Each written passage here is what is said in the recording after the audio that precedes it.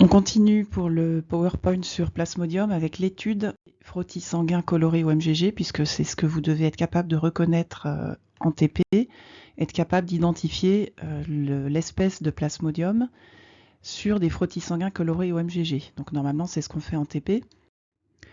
Donc on observe d'abord à faible grossissement le frottis pour voir un petit peu l'aspect de la coloration, l'aspect de l'étalement des hématies. Et ensuite on passe à l'immersion et on recherche des globules rouges parasités par Plasmodium, sachant qu'en fonction de l'espèce, parfois les globules rouges parasités ne sont pas forcément très nombreux.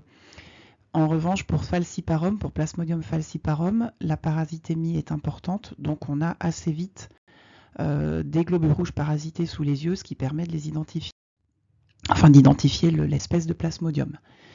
Donc on observe d'abord l'hématie et on regarde si les hématies parasitées présentent des modifications de forme, de taille, si elles ont éventuellement des granulations dans leur cytoplasme. Et ensuite on regarde quel stade évolutif du Plasmodium on retrouve, sachant que, je vous l'ai expliqué, vous avez différents stades évolutifs. Le trophozoïte, et ensuite ce trophozoïte qui est la forme en bague, qui est la forme la plus jeune, va évoluer encore amoeboïde, en mérozoïte, etc. Donc on va les voir juste après. Et puis on note aussi donc la parasitémie, c'est-à-dire la richesse sur le frottis sanguin en parasites, donc le pourcentage d'hématies parasitées, puisque ça fait partie des critères d'identification aussi de l'espèce. Et je vous répète que Plasmodium falciparum est une espèce de parasite qui est vite retrouvée sur le frottis parce qu'on retrouve beaucoup d'hématies parasitées. Je fais une fausse manip. Et ici, vous avez les formes sexuées, les gamétocytes, qui sont le dernier stade évolutif du parasite. Vous voyez ici avec une forme un peu en cigare ou en banane, ça c'est Plasmodium falciparum qui donne cette forme-là. Et ces formes, je vous rappelle, ne peuvent pas évoluer chez l'homme. Elles doivent être de nouveau aspirées par un moustique pour pouvoir évoluer dans le moustique. En fait, elles sont en impasse chez l'homme. Donc l'évolution du parasite chez l'homme s'arrête à ce stade-là. Alors quelques pièges sur les frottis sanguins, attention, vous avez d'autres éléments qui peuvent faire penser à des parasites. Par exemple, ici des plaquettes.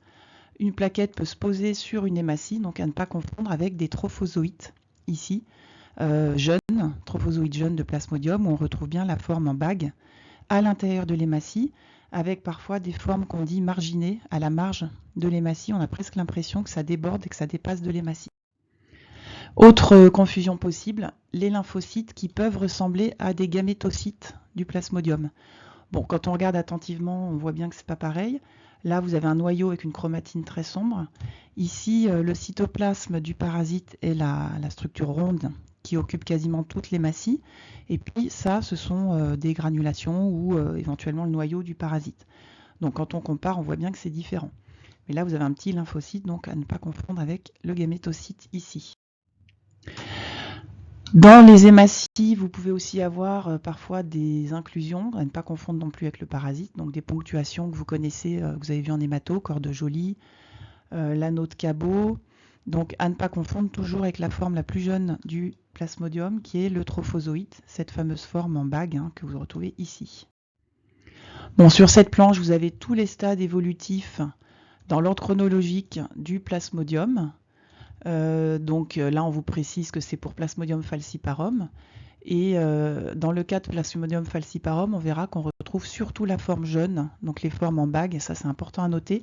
On dira que le frottis est monotone. Monotone veut dire que vous ne retrouvez pas tous les stades évolutifs qu'on vous évoque ici, bon, à l'exception des gamétocytes qu'on peut parfois retrouver, mais le schizonte et le corps en rosace, en général,